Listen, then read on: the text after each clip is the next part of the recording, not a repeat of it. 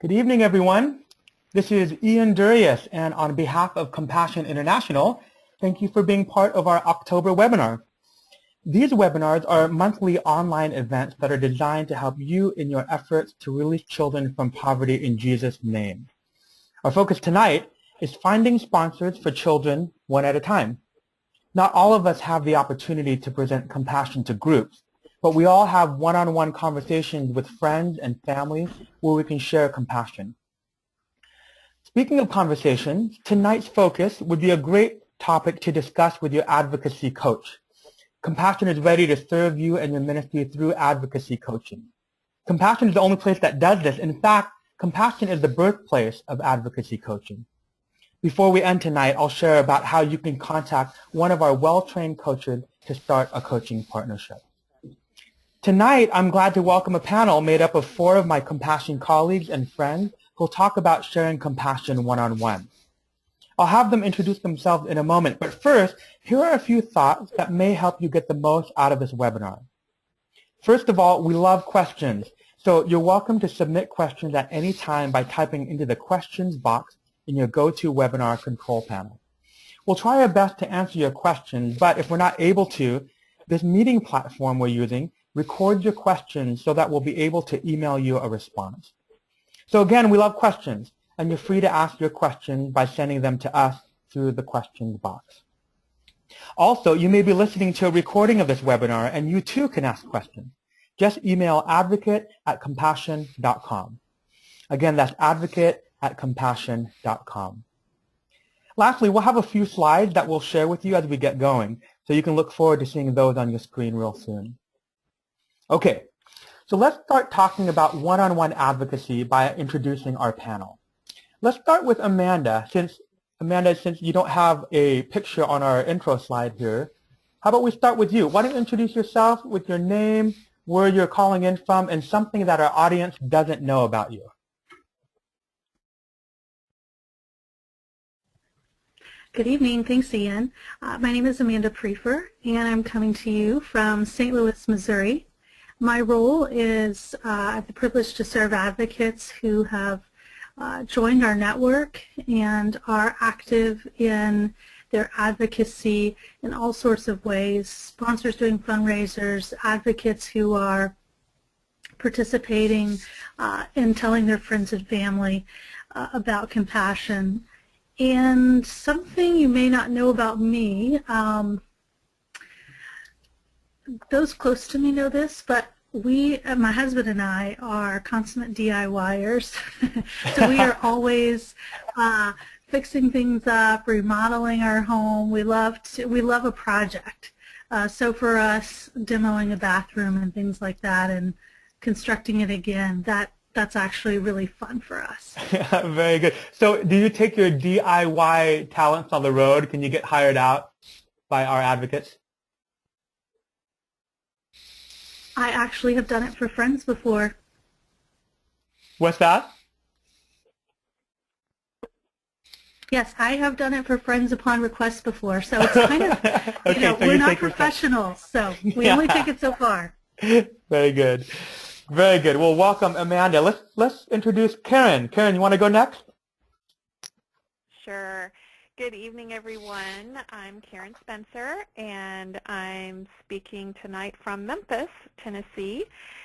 I am one of the advocate ministry managers, mostly serve advocates in the Southeast region, but also support advocates up the Eastern Seaboard to New York.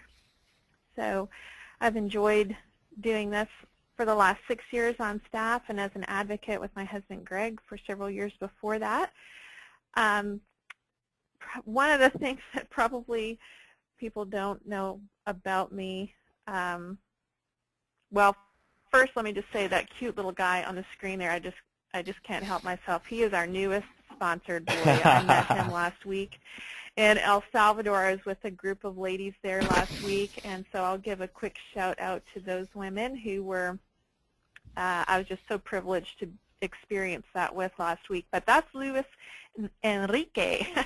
So he is our newest sponsored child, and just fell in love with that young man and look forward to that relationship that we will be building with him too. And actually, so this is what I'll share, how I sponsored him is he was shadowing me. He was one of our unsponsored kids that day, and I was actually filming another advocate, April, sitting right across from me, who was meeting her friend's sponsored child. And so we were capturing video and pictures.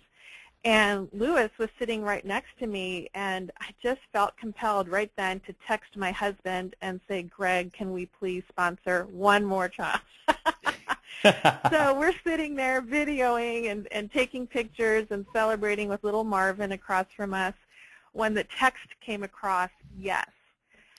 And so I just got all giddy and started talking with Lewis again and just talking about how he had been praying for a sponsored child. And so I showed him my text, and I said, do you know what that means? And he looked up, and so we all shared that I had just texted my husband in the U.S. to see if we could sponsor him, and that meant yes. And so we had a little on-the-spot celebration. So that was fun, texting from El Salvador and getting the yes. I love it. I love it. Thank you, Karen. And how about Amy? Why don't you introduce yourself? All right, I'm Amy Coddington. I live here in Colorado. I live in the town of Golden.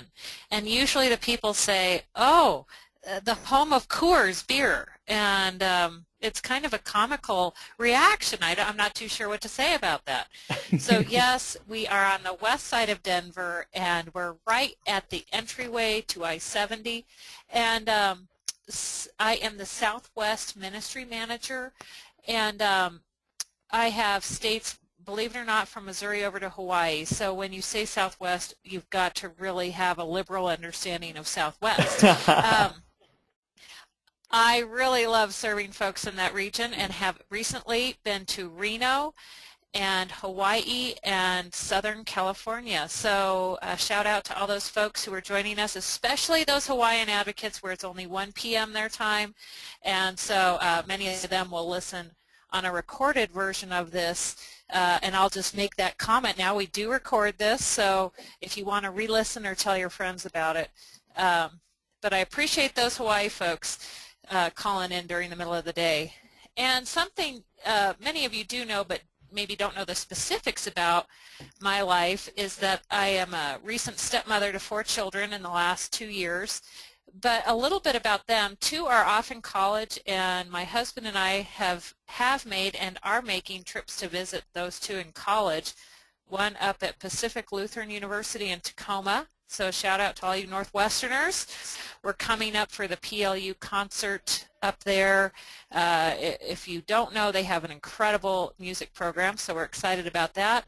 And then we were recently in San Diego visiting our other daughter at the University of San Diego. So I'm grateful to have these children becoming adults in my life, and they bless me immensely. All right. Very good, Amy. Thank Thanks, you. Ian. Thank you. And our 4th panelist, Rick. Rick, would you share a little bit about yourself? Sure. Absolutely. Hello, everyone. This is Rick Sloop, and I am one of the advocate ministry managers as well. And Amy talked about being pretty liberal with the area that the Southwest would be covering, and I cover the Northwest. If you look at my my email signature, I guess it probably says Northwest region maybe on it, but that actually, just to give you an idea of how that region goes, I was in Portland, Maine in mid-September, and I was in Valdez, Alaska at the end of May. So kind of everything in between there, serving advocates, and so that's a real blessing. And I live in Greenfield, Ohio, which is a really small village in the Great Lakes region. So a really interesting thing I think that people do not know about me. They may know that I'm number 6 in a line of 8 children, but I grew up on an 8.5-acre farm, and that farm included chickens, ducks, sheep, cats, dogs, horses, an occasional cow here and there. And I've just kind of come to realize, it took me a number of years, but my parents bought the farm and provided those animals, not as much that we needed to, maybe raise eggs. We probably did, having 8 kids. We needed to have our own eggs and that type of thing, but I think it was more just to keep us busy. Shoveling out stalls, taking care of the animals, probably terrorizing some of them growing up as kids. But it was a great experience to be able to grow up in that kind of an environment outside of Columbus. So that is a little bit about me, and it's a real privilege to be on this webinar tonight with all of you. So thanks. All right. Thank you, Rick. Well, very good. Well, I just wanted to remind the listeners that you are welcome to ask us any questions, especially as we get going here. So feel free to type in your question into those questions box. And maybe I'll start, Karen, let me start with you if I may, as we talk about finding sponsors one-to-one. So what are some of the benefits of finding sponsors on a one-to-one basis? Wow, that's such a good question, Ian. When I think of having been an advocate before being on staff too, that was probably the more organic type of sharing for me, was just that conversational type of advocacy, because it was just so much a part of my life. I cared for the kids that we were praying for and writing to and wanted to talk about them. So as I've served advocates across the Southeast and other parts of the country too, that's probably what I hear over and over, either because it's an area of interest, like maybe there's a particular geography that people are just so passionate about. They cannot stop talking about Honduras or El Salvador, for example, and they're able to just share from their heart why that is so important to them. Being that it is personal, as people are in relationship with us, that's just a natural part of conversation, and people trust us. They trust who we are, what we believe in, what we want to share, where we put our time and our treasure. So that's probably, to me, the most significant part of finding sponsors one-on-one, that personal one-on-one advocacy. And being able to focus on one child at a time is probably, historically for me, easier to do even than in front of a big group. Mm-hmm. Yeah. Yeah. So what I'm hearing is that there's trust there, it's more organic, and it's more personal. Well, Amy, yeah. and Rick or Amanda, what else would you say to that? Some of the benefits of finding sponsors one-to-one? Yeah, just listen to Karen speak. Totally agree with what you're saying, Karen. And also, what strikes me is the intimacy in that with the one-on-one. And when you're doing a larger presentation to a larger group, whether it's a Compassion Sunday or something along those lines, you kind of prepare your presentation. And you have something that's kind of maybe in front of you, and maybe you have some slides and some other things that you're going to be showing, or a video. But when you have those one-on-one sharing opportunities, I think of many of them as being kind of like you're in the midst of divine appointments. And I find that one of the real benefits of finding sponsors one-to-one is you get to really be in the midst of a real personal type of conversation that maybe you don't get the opportunity to be a part of as much when you're presenting to a larger group. You might get those opportunities maybe at a table afterward, or if you work an event. I mean, advocates have tons of stories of one-on-one conversations that they had working a table that are kind of divine appointments. And I think one-on-one is that way. It opens up more opportunities for those divine appointments. Yeah. Amanda, Amy, what do you think? This is Amy, and I would just reiterate everything that has already been said. I would underscore that whole idea that it is personal, and there's almost a sense of accountability when you ask someone, there's a moment for that person to make a choice. I just want to give a little bit of my testimony about compassion. I heard about compassion nearly 25, 30 years ago, but it took me 20 years after I first heard about compassion to make a commitment to sponsor a child. Why? Because no one asked me one-on-one. I only heard the appeal from a group or an event like a Michael W. Smith concert. It's easy to ignore the appeal from in a group setting because I can just walk out the door. But I really believe that if I had been asked one-on-one in my 20s, I would have had a different response, especially from someone who was saying, this is why I do it, and this is how it would benefit you and this child.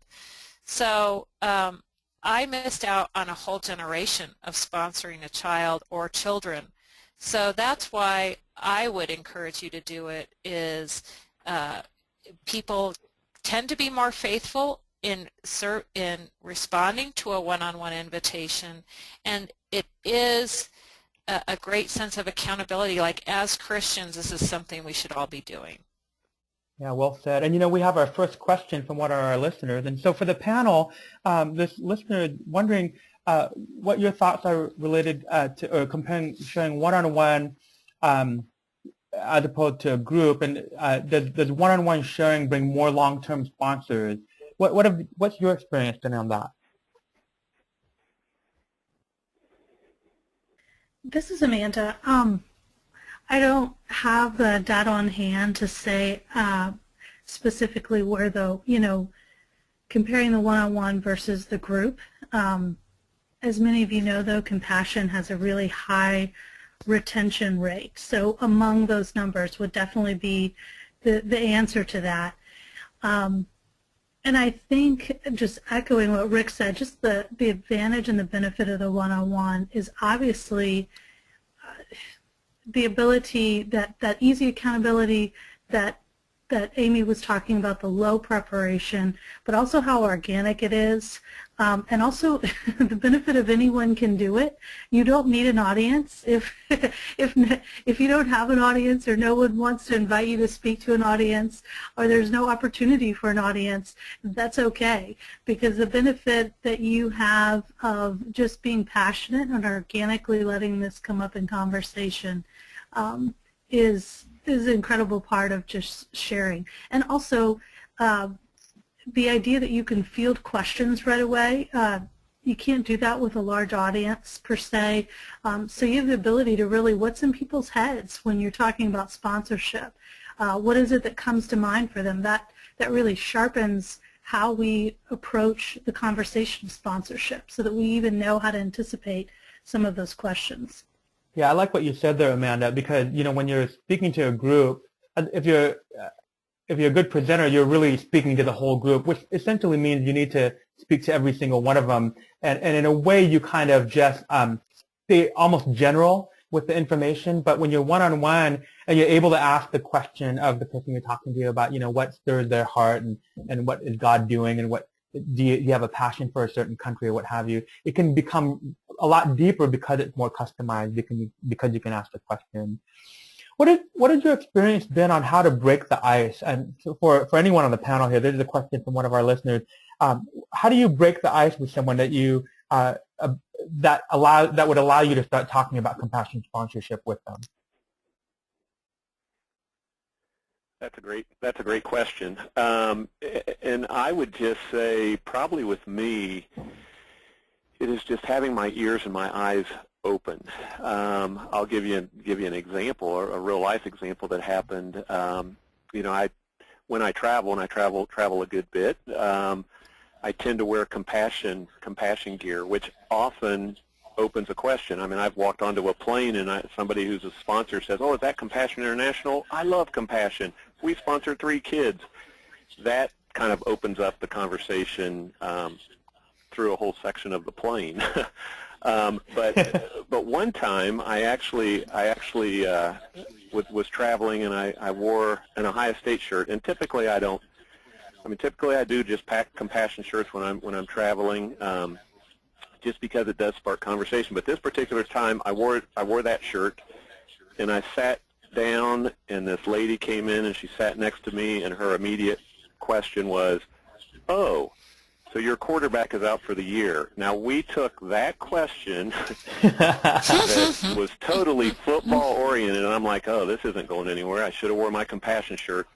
to where by the time we were done, a week later, that lady sponsored a child. And it was because there was just natural conversation. I wasn't trying to push things. I had several child packets in my bag, but I didn't pull them out, and I just kept silently praying during our conversation. God, just please direct if this is a lady that I need to pull these packets out and share compassion with more directly, please open up that door. And he did. About halfway through the conversation, she was sharing why she was in this particular city, and then I was sharing why I was there. And she was familiar with compassion, so that really opened the door quickly. She had great, deep questions, but she was the one who was coming with the questions, and I didn't feel like I ever forced anything with her, but that conversation led to her eventually sponsoring a child. One thing that's been really good, and this kind of goes back to the first question, Ian, that was something that I noticed with this particular lady, and I think this is a real benefit of one-on-ones, because it was one-on-one, and we really kind of built a relationship sitting next to each other on this plane. She now has, I mean, I probably have 5, 6, 7 emails from her back and forth, just sharing things about sponsorship, about the ministry, and I sent her some information because some of her questions were so deep, like what is the long-range impact of sponsorship, and so I was able to share with her about the Bruce Weidick research study and some things like that. So because of that, I am seen totally as her contact person back and forth, and I think that aids her in terms of she knows somebody she can come to with specific questions, and I think advocates have those opportunities all the time within their own spheres of influence. And there's a real comfort level that she has just asking me anything, which I think will build into her ability to be a greatly engaged sponsor. Yeah. So there's an element of breaking the ice, for sure. But then also there's an element of just being ready. Like, Rick, what you were saying is having child packets ready and just being open to where the conversation goes and being prayerful about it. And there's even this kind of long-term connection to it, too, because it's not necessarily like this is your only chance to talk to this person about compassion. But if you find that you have common ground, maybe you have family in the same area, or maybe you're in a similar line of work or what have you, that really allows for your friendship to grow. And we're not, no one's saying here to, start a friendship so that you can share compassion, but I think that lightens the burden of feeling like, oh, I have to talk to him about compassion right now, but that may not be the case. And in Rick's example, it's becoming a friendship, and this woman has Rick as a kind of a go-to customer service rep for when it comes to all things compassion. Can we talk a little bit about having packets handy? One of our listeners are asking that he's unsure about requesting packets. If he doesn't have something in mind, is it okay to have just a couple of packets on hand in case the opportunity comes up? Can one of you speak to that? Sure. This is Karen, and yeah, this is Amanda. Oh, go ahead, Karen. We're all okay, excited I'll to speak. just quickly. Yes, we are. We're so excited about that question. One of the reasons why I really do encourage people to always have a child packet is because whether or not we are the ones that find a sponsor for that child, while that child's packet is in our possession, we get to be a prayer warrior for that child. And, I think over the years of advocacy and being so inspired by advocates, when we say we are releasing children from poverty in Jesus' name, we have to remember that he knew them before they were born. He knows the hairs on their heads. He knows exactly who he wants in a relationship with that child. So to be able to pray for that child for 4 or 5 weeks by name, and just to daily be bringing that child up before the Lord, and to then be that much more attentive to those conversations, and being ready to even share that child's photo or that child's packet with someone is so important to me. So, Amanda, you were wanting to share something too. Yeah, no, just to encourage the advocate asking, you can definitely have those trial packets on hand very easily on the resource order guide, and you can always be in touch at advocate@compassion.com if you have any questions about order-related details, inquiries, how do I do that, if you need a refresher on placing that order, all those practical logistical steps to getting those packets in hand. You're never sort of penalized for having packets and not finding sponsors. It's a very easy process, even online, to deconsign those packets. So we're more than happy to walk you along those steps and help you get those packets in hand easily along the way. Yeah, thanks for bringing that up, Amanda. One of our listeners is asking, how long should we hold on to a packet before we call and ask to have the packet returned and into circulation? Well, they're typically consigned for about a 5-week window, active consignment. So they would be in your possession for about 4 weeks. They all have an expiration or a due date on them. So if you know, for example, you're not going to be able to share whether you have 5 child packets or 1 child packet, and you know your window of opportunity is closed, you're going to be somewhere where you just can't share that child's information, then go ahead and deconsign them. But even if it comes up to the very due date, if you deconsign that child packet online that day or the first day it's expired, that just helps us know at GMC that that child packet is immediately available to use somewhere else, as opposed to waiting another week, week and a half for it to be officially deconsigned. So it does speed up the process of letting that child be available for sharing somewhere else, whether that's online or at a concert or another advocate. We have some great questions coming in, and so for you out there listening, please keep them coming. I want to keep this question open about to the panel, what are the benefits of finding sponsors one-to-one. But we also know that there are some challenges of approaching finding sponsorship this way or finding sponsored this way one-on-one. What would you say are some of the challenges of finding sponsored one-on-one? Maybe I can start with you, Rick. Some of the challenges of finding sponsors in this way? Yeah, that's kind of interesting because I think it's kind of the same thing that's a benefit, which is kind of the intimacy with that one-on-one sharing. Sometimes that is kind of a challenge, the difficulty in it, because you are one-on-one with the person, and it certainly there's nothing that's going to be like scripted for you, and I mean, you're really going to be sharing from the depths of your heart, and a lot of it's going to be based on the questions that you get asked by the person, and because of that, it is kind of well, it is at a much more personal level than if you're presenting something to a whole group. So I think that is kind of a challenge, and I know there are some. I mean, I was just talking to an advocate not too long ago in Northern Ohio, and he said he absolutely would prefer to share in front of a large group rather than the one-on-one, because there was just that kind of that fear of the unknown with the one-on-one, because you are more face-to-face with one person, and it does open things up to be on a much more personal, deeper level, maybe kind of right off the bat, and I think within that is maybe more of a challenge. Mm-hmm. Good. Other challenges? Yeah. Go ahead, Amy. This is Amy. Yeah, so much of this conversation brings me back to some of my college ministry days when we were trained and equipped as Christians to share our faith with others. And as you know, there's a verse in Hebrews that talks about always being prepared to give a reason for the hope that you have. Which basically is that idea of like, why do you live the way you do and what's different about you, and be prepared to share with that person about Jesus Christ.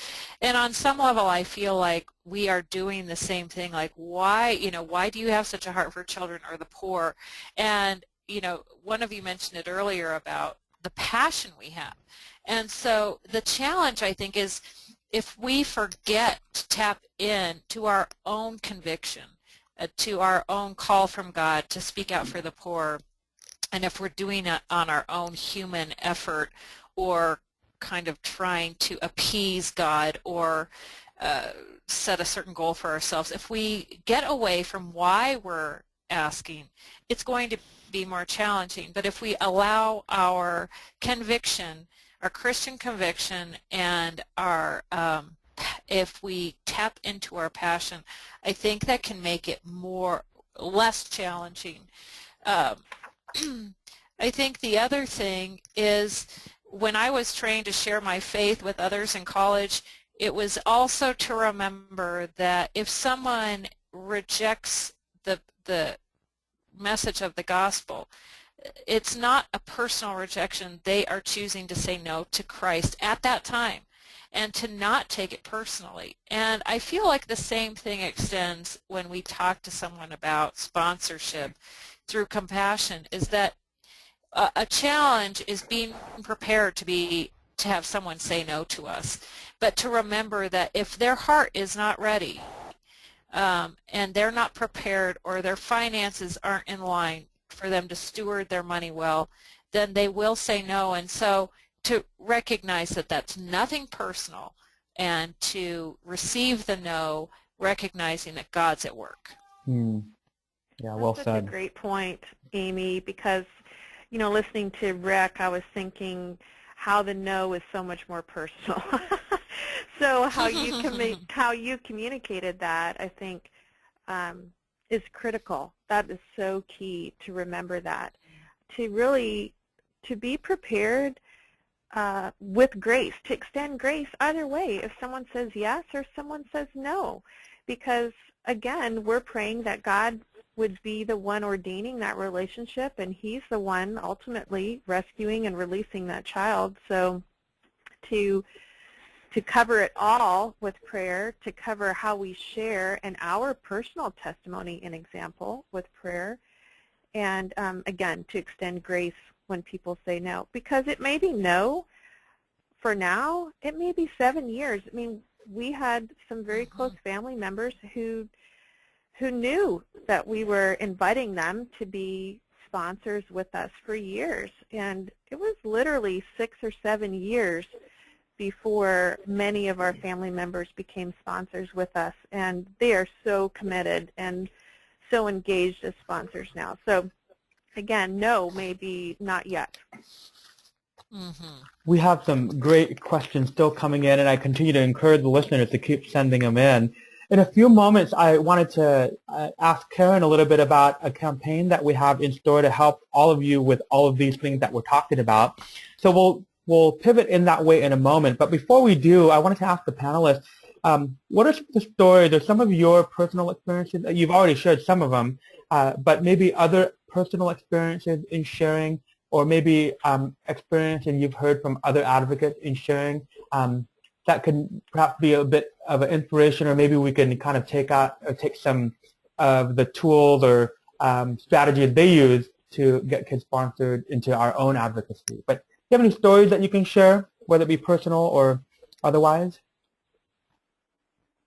Yeah, I can share one that immediately comes to mind. There was an advocate in Wisconsin, and I know one thing that she liked to do is wear buttons. So she would order a packet or two, and again, I think this goes back to being prepared. Having packets available is important, you know, for those one-on-one opportunities, to actually share a child who needs a sponsor with somebody who's interested.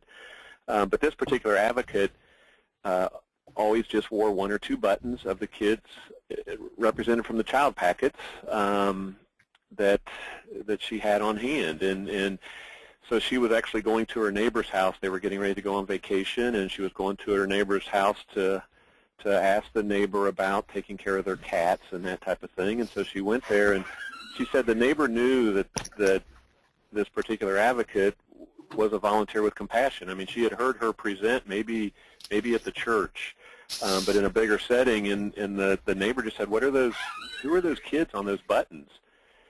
And it just opened up the conversation, and this advocate said, the lady said, I'll sponsor both of them. But again, it was just a simple thing of wearing a button that sparked conversations with a lady who was ready. So I think that's really cool. And then there's another one, kind of quickly. I had an advocate sharing that she took a child packet to church, and she just sat there with the child packet at church, and the pastor they showed a video on child trafficking, and it was in preparation for a church mission trip, and this lady was sitting there, and her granddaughter's boyfriend was there, and he saw the packet she was holding, and he said, you know, he wanted to know about that, and he noticed that the child in that packet lived in an area that was subject to child exploitation, and he immediately sponsored her, and that was like less than 24 hours after this lady had received the packet in the mail. So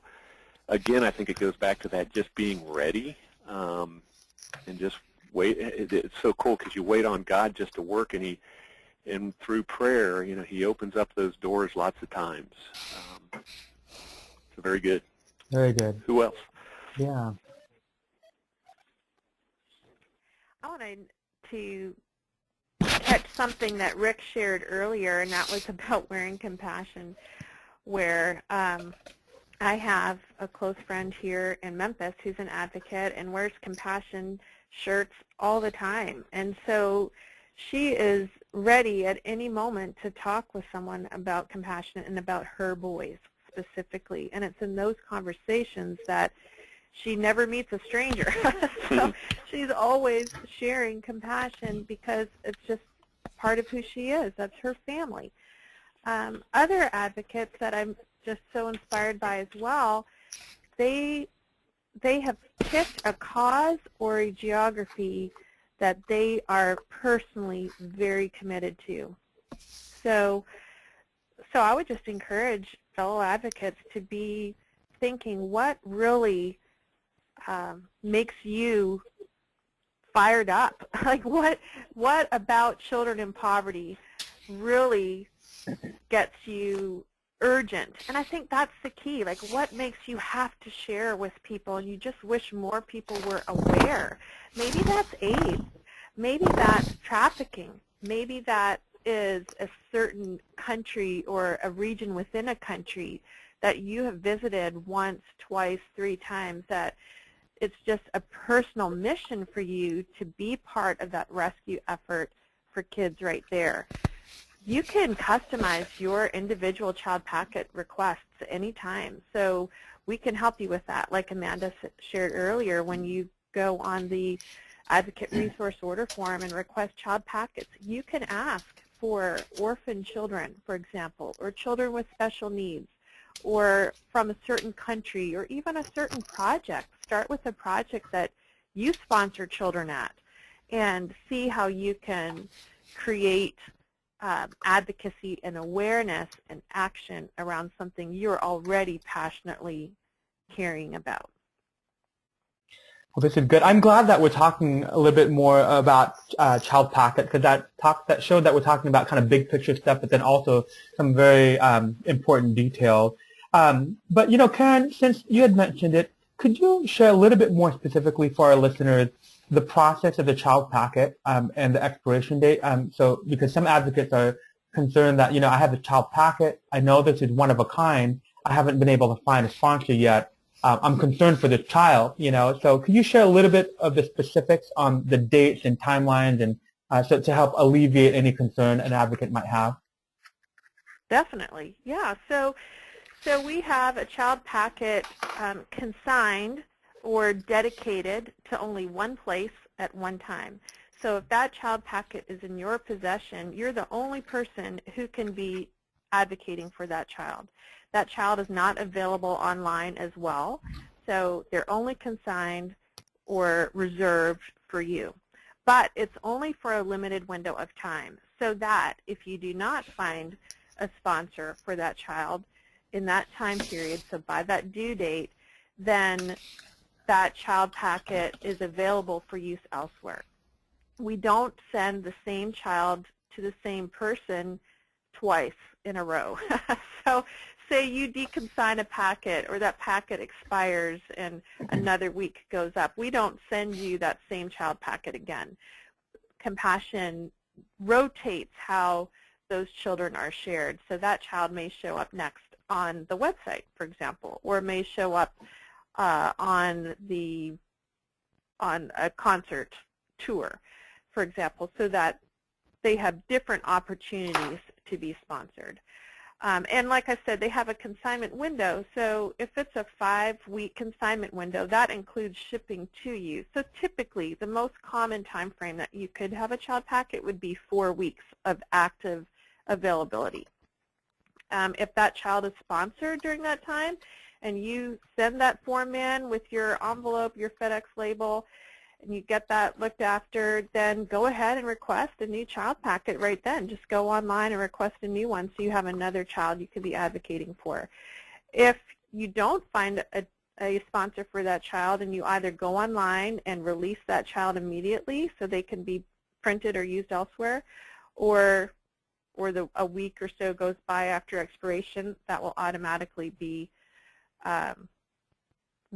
reprinted or reshared elsewhere. We give about a 1-week margin after the due date so that we can anticipate forms coming in and things like that before we automatically generate it somewhere else.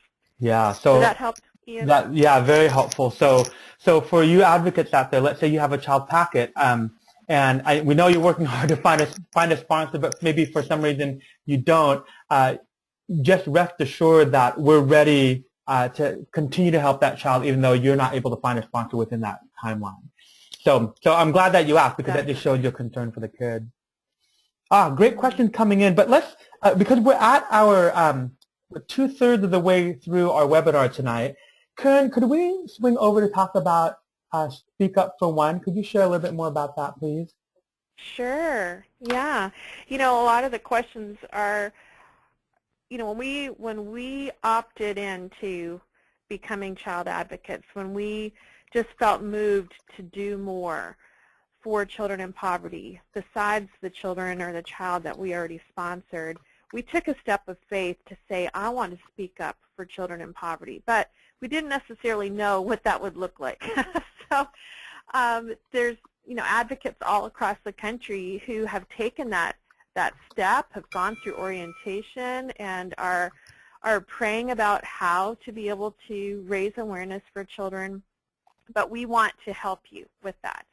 So, in fact, actually right now, I believe this week, where Compassion is also encouraging a small percentage of sponsors to test out advocating for children in poverty as well. So right now we are, if I can get this to go to the next, there we go. We're getting ready to start our Speak Up for One Child initiative, encouraging all advocates across the country. No one will be exempt. We're just all at once going to be given one child packet and have the opportunity to be praying and to be speaking up for one child at a time. You know, I think about Compassion Sunday in the spring and how we look for opportunities to share at churches. We're all praying for that main Compassion Sunday weekend. And I'm personally just so excited to think that several thousand of us at the same time will all have a unique child packet in our hand. And this child packet will be coming to each one of us in the middle of November, but before the Thanksgiving holiday. All of us get to be praying for one specific child. No one will have a duplicate child. We all get to be praying, and we all get to be looking at how to raise awareness, how to speak up for that one child. So this is just an example. This is little Omar that you can see up on the screen. But each one of us will have our own Speak Up for One Child kit that will be coming the week of November 17th. So that full week before Thanksgiving is when we'll start seeing those arrive in our mailboxes. That kit that you get will be more than just a child packet. There will be other tools within the kit, so especially for those of us who've maybe never ordered a child packet personally before, we want to help you as much as possible. And some of us who've been advocates for a really long time, need the encouragement, need the reminder of how to share about one child again. So there will be photos. Each one, again, will be customized for the child that you are sent, and just little tools to help us to be in prayer for each child, little cards to be sharing with friends or family over Thanksgiving, ways to be able to share even by email. We will have a website available. By the time you get the child packet in the mail, we'll have our advocate-specific microsite up and running as well. And so you'll have videos that you can share if you want to advocate by email or social media or things like that too. So everything that you're seeing on the screen will be in that kit with the child packet so that you can be encouraged step by step on, number one, how to speak up for one child, but then number two, as you're in that personal conversation with people, you're able to even reinforce the basics of who compassion is and why it works, how we actually serve these kids. So again, you can kind of see just some of the extra pieces that will be sent to you that honestly I think would be helpful for us just as we continue to advocate for kids too, just being able to keep some of these tips in our possession so that we can share in an ongoing basis. And then as we near the end, maybe you find a sponsor for that specific child that you're sent and you want to speak up for more children. Again, this is actually the website that at any time we can order advocate materials from. It's at compassion.com/new materials is the direct link to the advocate resource order form. And this is a glimpse at the website that I was talking about too. So that's just the first glance, but you'll be able to scroll through the website and have numerous videos and tools to be able to share that way as well. So we're excited. That is very exciting. And refresh our memory, Karen, when should we expect to see this in our mailboxes? Everyone should get an email the first or second week of November, but they're being mailed November 14th. That's a Friday. Okay. And so the child packets and this kit with all of these pieces is going out Friday the 14th. So we'll all receive our child packets that following week, the week of November 17th to 21st. We wanted to make sure that everyone had their child packet in hand before they left on any Thanksgiving travels. I know that some kids' school ends that Friday the 21st, for example, or people may start traveling to visit with family across the country starting that weekend, the 22nd or 23rd. So especially as we're talking about sharing our thankfulness over Thanksgiving, reflecting on how God's been growing us in our faith this year, how compassion as a personal ministry is a big part of that. We wanted to be able to equip you for those one-on-one conversations and give you that head start with the child packet in hand. Very good. Thank you, Karen. And for the audience, I wanted to let you know that I'm about to put a link in our chat box so that you can all see the URL for where you can go to deconsign your packet. So let's say you have a packet and for whatever reason you want to make sure that it gets deconsigned, you can go ahead and click on this link and it'll walk you through the steps. And I think, hopefully that went to everybody. And if not, I will make sure that it looks like it went to everybody. So yeah, so please feel free to use that link. And then also, Rick, could we talk a little bit about the 5-week clubs? And in fact, as you talk about it, I can pull up the post on Advocate eNews about it, so people can start seeing what it's all about. Sure, that'd be great. First of all, let me give you just a little snippet of history. We've been trying out the 5-week club with some advocates within the Northwest region since last spring, and it has really been embraced by the advocates.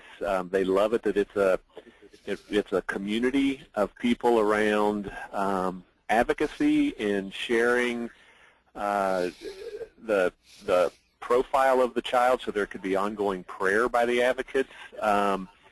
And also, there's a lot of sharing of advocacy opportunities and maybe even some how do I do this type questions that other advocates join in on. So really, in essence, what a 5-week club is, and it's called 5-week club because that's basically the time, like Karen was talking about, that a child packet is available for you to find a sponsor for before the packet needs to be deconsigned when it reaches the due date. So that's why it's called a 5-week club. And basically, what it is it's a closed Facebook group that connects over Facebook, and there's a volunteer leader who will kind of facilitate things. But really, it's about those people that are a part of the club, and I think each club's going to be limited to no more than 30 people. My particular clubs that I've done in my region have had anywhere from 15 to 17 people, and really what it is it's those advocates gathering, maybe placing their order for child packets, and then gathering as a community to say, hey, I just received this child packet in the mail. Here's the child's name. Could you please be praying for that child? So you have a community of people praying for the children, which is incredibly huge in and of itself. And then those advocates seek out opportunities to share. And I've had advocates who share, like one particular advocate up in Michigan. He was taking a speech class, and so he was going to give a speech, a persuasive speech, and compassion was going to be his focus, and he was going to present about child sponsorship. And I recall that the child's name that he had at the time, child's name was Prince, and Prince did end up getting sponsored through that. But there was a community of people who were praying for Jim as he was sharing, and also praying for Prince as well. So it's really been a cool thing, and that is available. And you'll, as Ian showed with the e-news article, there is that opportunity for you to become a part of a 5-week club. And I think at this point we're just gathering names, and then those people are going to be assigned to a particular Facebook community, and then the volunteer leader will be reaching out to you to get things started. But I do know that you can email your name to advocate@compassion.com. Again, that's advocate@compassion.com. It will be it is in the e-news article, so you can access it there as well. And I know that article asks that you provide your name, your address, your email, as well as your sponsor and advocate number. And if you could use the email subject heading of 5-week club, so when those come in, we can quickly and easily sort those out. Amanda and I have been really kind of working on this together. So Amanda, do you have anything to add? Yeah, really, to me, this is a great way to sort of summarize the 5-week club as a lot of what we've said. We recognize there are highs and lows, there are challenges, there are benefits, and we feel like offering this community is really pivotal to helping support and celebrate that advocacy journey.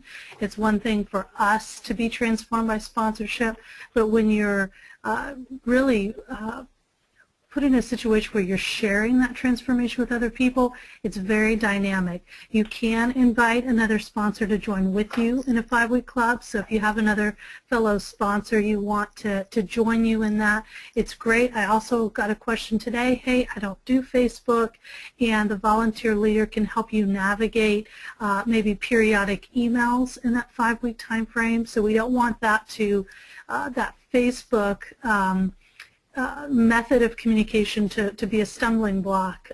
So send us an email, and we'll also post and I think Ian has already done it, the web address to find out more at that www.compassion.com/5-week club. So another great way for you to be in touch with us. All the details are housed there as well. Yeah, and one thing that has happened with those 5-week clubs, I'm glad you brought that up about, because there are people who don't do Facebook, and we don't want to exclude people because of that. but just cutting and pasting. The leader can cut and paste the posts from the Facebook page and email those out to those who don't do Facebook, because there is such great encouragement in those. The other thing I definitely want to say, and I'll end with this, Ian, on those Facebook club groups, it doesn't mean every single person is seeing kids sponsored. But that's okay. It's about being faithful and sharing and stepping into those opportunities that God puts before you and having that support. And those kids are being prayed for. And that, again, I just repeat, that is such an important part of what we do. So know that there's not everyone that's met with, oh, we got this kid child sponsored, this child sponsored, we need to keep ordering packets.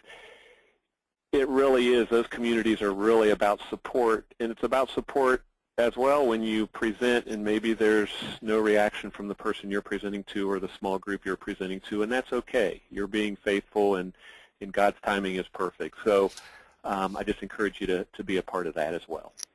Thanks. Very well said. Yeah, thank you, everyone.